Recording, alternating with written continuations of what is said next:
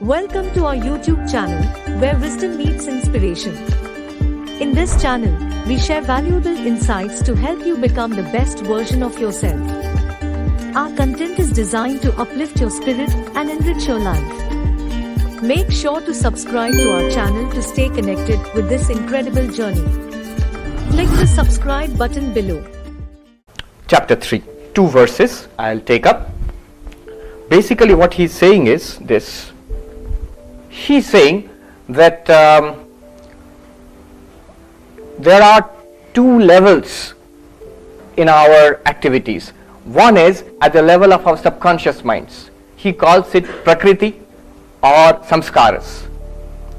So there is a level which is below our level of our consciousness, and here we have tendencies. You can call it Samskaras or Prakriti. Prakriti simply means nature of an individual. What does this consist of? It says it consists of Raga, Dvesha, liking and disliking.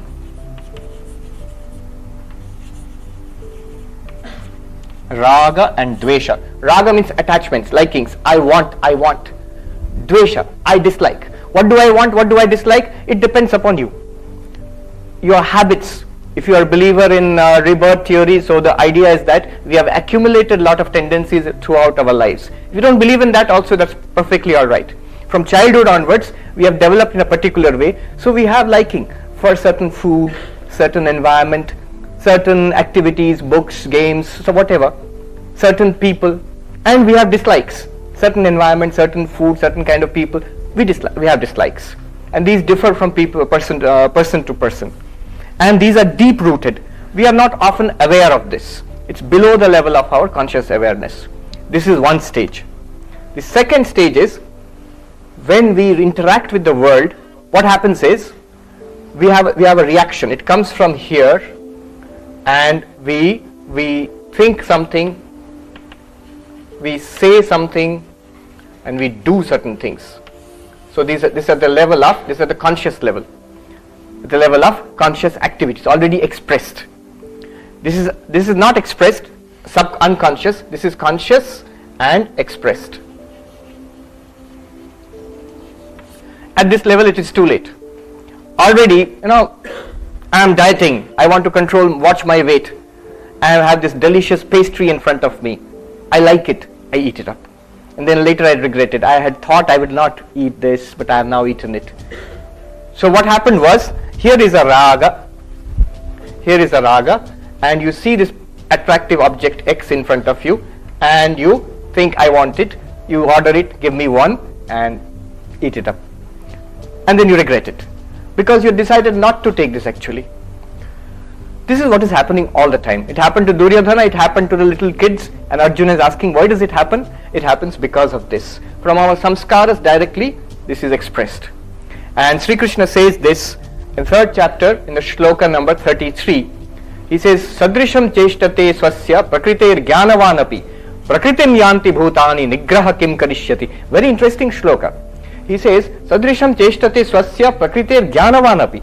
A person who is a jnani, who has read the Shastras, I want to lead my life in this particular way. I want to meditate, realize God, and I want to have daily meditation, exercise, have a fit body. I want to do my studies in this particular way. Everything is there. Jnanavan. He is aware of what he wants to do, he or she. But Prakritim Yant, he says, Sadrisham cheshtate swasya prakrite jnanavan api. Prakriti is this one. Sadrisham means according to Prakriti. Even this person who is very alert, he works according to Prakriti. Prakritim yanti bhutani nigraha kim karishyati. Such an interesting comment by Sri Krishna. People act according to their natures. What can self-control do? Nigraha kim karishyati. And the immediate doubt which is raised in all the commentaries is, if self-control is of no use, then what is the point of all this meditation and yoga and all spiritual practices? And they raise this doubt. Then what is the point of all this? What he is saying is, we have this Prakriti and then it is expressed. At this level it is unconscious, you are not aware of it, you cannot do anything. At this level it's already expressed. You may stop it once, very, very difficult to stop. You may stop it once, next time you'll fail. You fail twice, maybe succeed once, and you get frustrated. It goes on like this. What is the way out? Sri Krishna says in the 34th verse, he gives the secret. Indriyasya indriyasya arthe raga dvesha vyavasthitau tayorna vashamagachet tau hi asya paripanthinau. 3.34. The secret is here. He says, between these two levels, are we clear about these two levels? One is the subconscious level, samskara, this one, prakriti, and the next one is action, karma. He calls this the uncontrollable level. It's a conscious level. It's conscious but difficult to control, and this is unconscious, but because it's unconscious, you can't control it. You're not aware of it. So this is, he says, this is the third level and this is the first level, and he says the secret is, Sri Krishna gives, this is the important point, the whole lecture, this is the most important point. He says the secret is, between these two levels there is another level. There is another level, and he says this raga dvesha, it comes in a conscious level, and this is the second level, this is controllable. What he says is, from here the action goes here, and from here to third level. From the first level, unconscious level, there is a small conscious gap when you become aware of likes and dislikes coming up, boiling up from within. Before it takes on the form of a strong desire, thoughts, or you already say something, a flash of anger comes and you hurl an insult at somebody, later on you are going to regret it for behaving like that. I did not have said that, you feel that. But you already said it. At that level it's very difficult to control. You know, he says, I became so angry, I was burning up from the top of my head to my toes. So that's already at this level, third level. But he says, Krishna says, at this level, there's a gap, there's a conscious gap, a window of opportunity. At that level, you can control it. At that level, you can control it. You can consciously control it. What he is saying is this. Raga dvesha, likes and dislikes, according to our sense organs, indriyasya indriyasya arthe means the earlier shloka. What it means is, each indriya has its vishaya. Indriya means sense organ. So eyes have, chakshu has vishaya as form. These are forms. Ears, shabda. Tongue, taste, rasa. Like this, the five indriyas have their vishaya. Indriyasya indriyasya arthe raga dvesha vyavasthito. Each of them have fixed likes and dislikes, which are in your subconscious mind. There are certain forms I like, certain forms I do not like to see, certain sounds which I like, certain things which I do not like to hear, and so on. Certain things I like to taste, certain things I do not like to taste. All these are our conditioning, and they are expressed in action, in karma.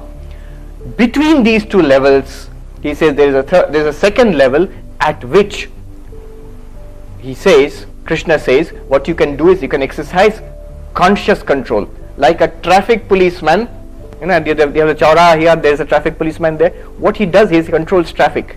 Now you have a particular aim in life. So maybe it might be studies, it might be meditation, God realization, whatever. You know very well, just like Duryodhana said, I know what is right and what is wrong. How do you know what is right and wrong? According to your aim of life, there are certain things which are right or certain things which are wrong. If a little child wants 2 marshmallows, the right thing is not to eat the marshmallow until sir comes back. And the wrong thing to do is to eat it up, because you will not get the second marshmallow. In the same way, that's a very simplistic thing, but in the same way, it works for all of us. What is right and wrong in life, we know. Now this policeman, this conscious level, what you have to do is, whatever is coming from your subconscious, it will be in the form of think this, say this, do this. You filter it at this level. Certain things which are in accordance with your aim of life, what you want to do or what you want to be, those you allow. Okay, pass. And you are expressing as action. Certain things which are not in accordance with what you want in life, those you disallow. You divert them and you replace them with something good. because you can't have a vacuum. You must think something, say something and do something. So there is a decision which you have to take. At this level there is a decision which you have to take.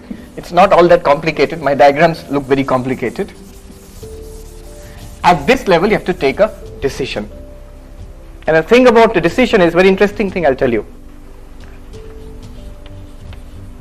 This is a power which we all have actually 24 hours a day. In the Katha Upanishad says, Shreyam and Preya, what is good for me and what is pleasant for me. Shreya and Preya, what is good and what is pleasant. Swamiji used to talk about it often. Shreya and Preya. Preya, pleasant, what I like to do now. And Shreya, what I know is good for me now. If they are same, what I like to do and is good for me, it's very easy for life. Becomes very easy. But often, unfortunately, they are not same. What I would like to do and what is good for me, I know, these two are often different.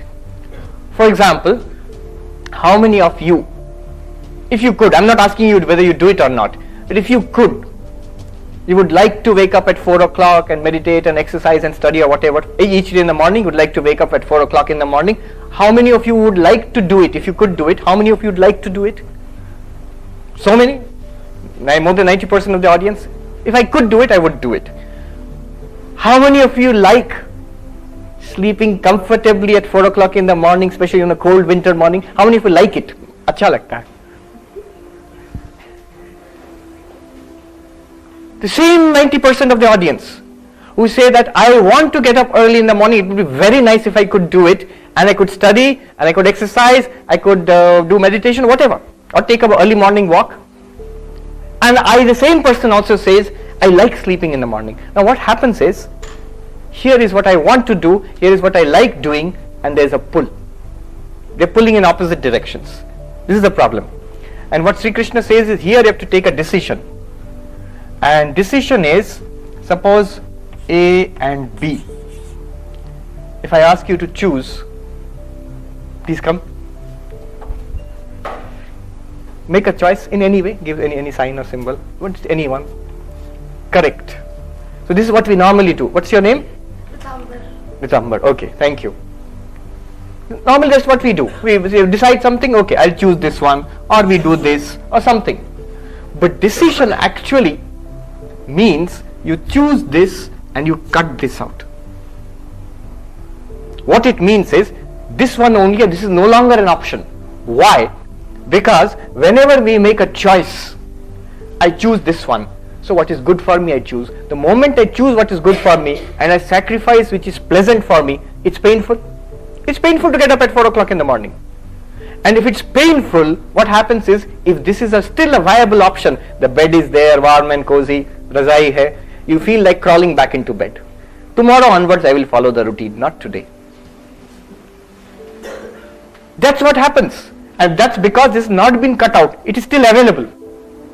Very much available. That little sweet marshmallow, did you notice one boy was looking away like this, or one girl was looking all the time? Why? I will not look at it. It's not available to me. It's not in front of me. This is a decision. That's the correct way to do it. I will not look at it. I will not take it. Whatever happens, I will not take it. So decision. In fact, this one comes from Caesar. You know Caesarean operation? Caesare. To cut. It means to cut. Decision means not to select. It means to cut. To cut what you are not going to do. So you remove it from your life. This will not be there anymore. This will not be there anymore, and this is the only one available. There is no question of going to this one anymore. And that's how you take a decision. So Sri Krishna says, you take a decision and you select each time you put the Shreya instead of the Preya. Now what happens when you do this? It's not easy. It takes time, and at first you won't be able to do it because it's a very small gap between unconscious desires and expressed. Usually it happens, after that you regret it. But if you have this knowledge in the background of your mind, you keep thinking about it, very soon you will understand why it is happening in your life. And with this decision making power, if it increases over the time, you begin to control it. And sometimes you'll be surprised to see at that moment you're able to control it. So the traffic policeman is working. Most of you have done it. Because you are in such an institute, you have made sacrifices in your study life. Whereas your batchmates did not, you did it. So you can do it. It's possible. It's there. And one more thing I'll add to this. It's in the Yoga Sutras of Patanjali. It says, samskara and vritti. Evam vritti samskara chakram avattamanam. He says, this is the conscious level. Vritti means thought. And samskara means your conditions, impressions, subconscious mind. This is subconscious mind. And Patanjali Yoga Sutra, there is a commentary by Vyasa. There he makes this point. Our thoughts are coming up constantly. Where are they coming from? Our subconscious conditionings. Where do these conditionings come from? From our thoughts. What you think, that goes back as samskara. What is in samskara? That bubbles up as thoughts. Now, by this method, 3 stages, what you are doing is, samskara you cannot change directly. You are not aware of it. Where is it? What is it? We are not aware. But these ones we are aware of. If you consciously keep on replacing these thoughts with positive thoughts, with noble thoughts, with thoughts which are beneficial for you, positive, noble, constructive, slowly these will go back and become samskaras. Over time, you will find good thoughts bubbling up. I read the story of a Buddhist meditation exercise. The Buddhist monk, sitting in meditation, and his teacher told him, here is a bowl and here is a heap of black stones, here is a heap of white stones. And every time you sit for meditation 1 hour or 2 hours, and every time a negative thought, anger, jealousy, passion, something comes up in your mind, you take a black stone and put it in that bowl. Every time a good thought, Maitri, Karuna, peace, happiness, it comes in your mind, take a white stone and put it in the bowl. In the first few months, every day he would sit for meditation, and it will be mostly after 1 hour of meditation, the only black thought, the black stones would be there in the bowl, 1 or 2 white stones. Over the months, he saw that balance is changing. Because he's practicing this, he's replacing at the level of conscious thought, he's replacing. So there's a traffic policeman working here, and he's replacing, he's cutting off the negative thought and replacing with good thoughts. What happens is, over a few months, he found more and more white stones he's putting. In 1 hour meditation, he's putting more white stones and lesser black stones. And after a period of 1 or 2 years, he found mostly white stones and no black stones, or very few black stones.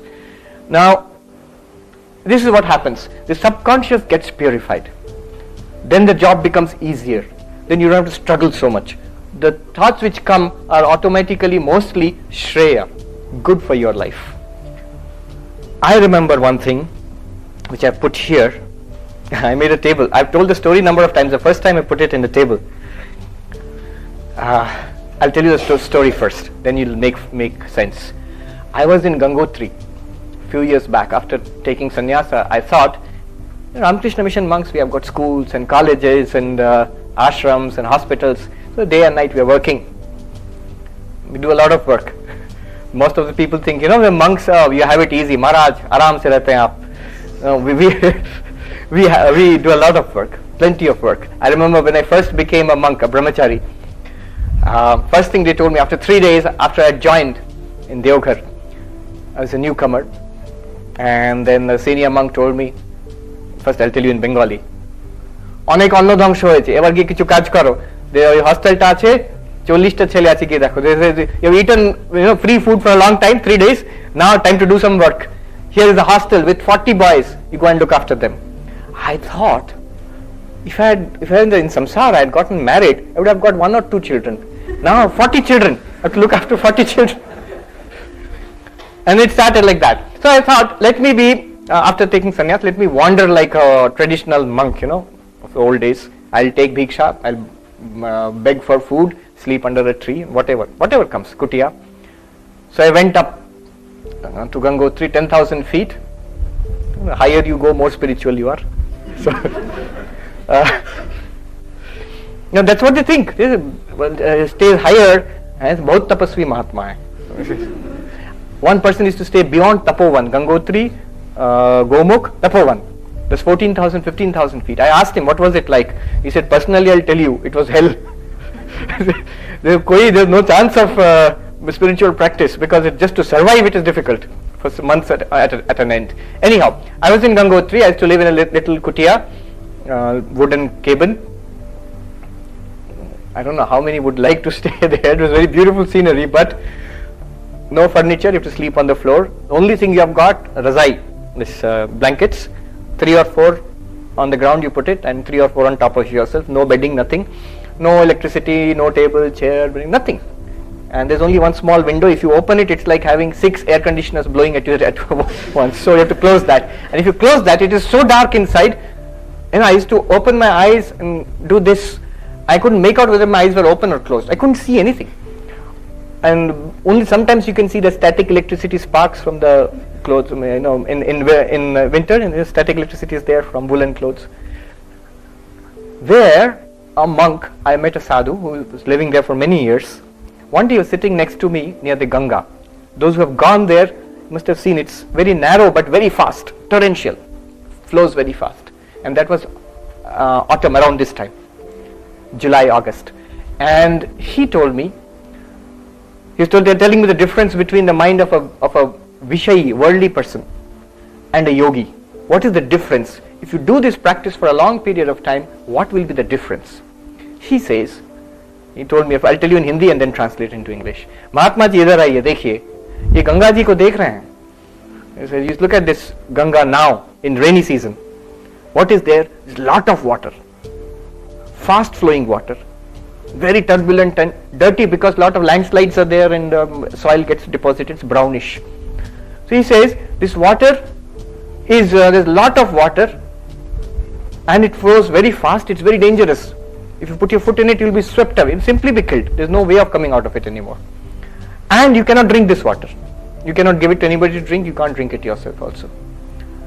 And then he told me, in winter, this same Ganga, this is because it's mostly frozen, there's snow up to here, ice, and there's very little water, and the water it flows slowly, and it's crystal clear. He said, if there's a bridge, there are 2 bridges in fact over that in Gangotri. He said, if you throw up chawani phek denge, upar se you can see what denomination of the coin it is. So clear, like glass.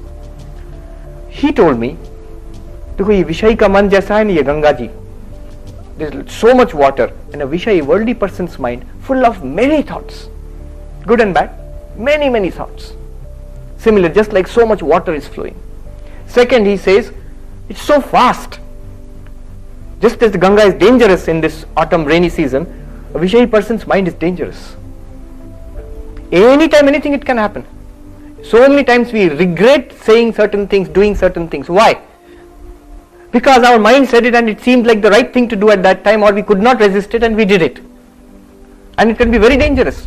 In IITs itself, once in a while we see in the papers, this boy or girl committed suicide. And I read a story, this very famous American novelist, William Styron. He's written a book, Journey into Darkness. He was a schizophrenic and sometimes suicidal. Because he's a novelist, he could write very well. Memoirs of Madness. William Styron, Memoirs of Madness. At one time he was going to commit suicide, and he's written vividly.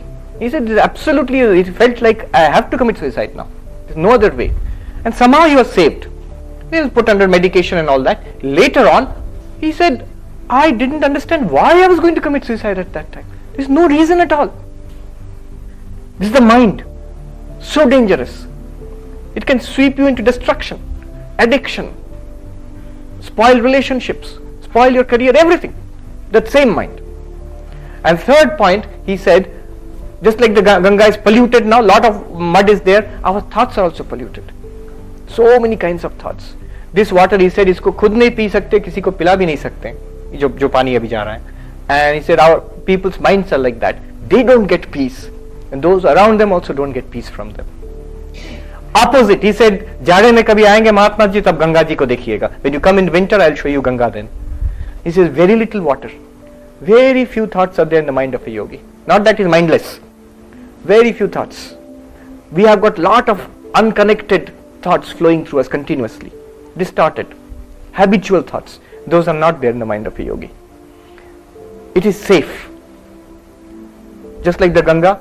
He says you can cross over. It's so little water is there, it's absolutely safe. You can walk across, he says. And in the yogi's mind is very safe. It's not harmful to him or to anybody else. And third, he says पानी मीठा है, खुद P सकते हैं, दूसरों को भी पिला सकते हैं. And he says the mind of a yogi is like that. It's always at peace, serene, and others who come into contact with that person also get that peace. I have seen some of the senior monks of the Ramakrishna Order I have met, and outside also other sadhus, good sadhus. Just to be with them, you feel uplifted. You need not go and discuss something spiritual with them. You simply be with them, exchange a few words, you feel uplifted. Or simply sit near them. There's something in an atmosphere about them which is so much of serenity and calmness is there. It transforms your mind at least for some time. But that is due to that person, not our own. There was a very great Swami, and one Swami who used to stay with that Swami, who was a disciple of Ma Sharda. And this person who told me, he said, I used to stay with that Swami and my mind was at such a high plane all the time. And I felt I had achieved something. And that Swami, he was staying in the room, there was some medicine. The spirit is there for swabbing and all, disinfection. So there's a stick with cotton wrapped around it which is kept in the spirit. And that Swami took out that stick and he said, look, this has the smell of that disinfectant, the spirit. After some time, if you keep it aside, it will go away, that smell. It does not belong to the stick. Similarly for you, you are with me. Don't think that you have achieved something spiritually. Day I die, after a few months you will find whatever you were earlier, you are that only. You have to earn it yourself. Anyhow, the point is such people can radiate spirituality. खुद भी P सकते हैं, दूसरों को भी पिला सकते हैं. You get peace, others also get peace. This is the point. Become Swami Vivekananda's messenger. Share the video with 3 of your friends.